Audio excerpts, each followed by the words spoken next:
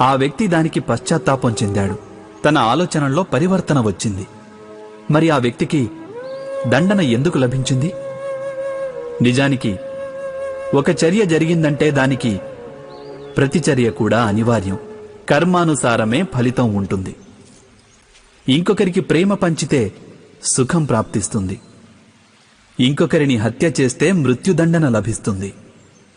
చేసిన కార్యాన్ని బట్టే న్యాయం కూడా. అయితే మరి ప్రాయశ్చిత్తానికి పశ్చాత్తాపానికి విలువే లేదంటారా? ఉంది, అవశ్యం విలువ ఉంది.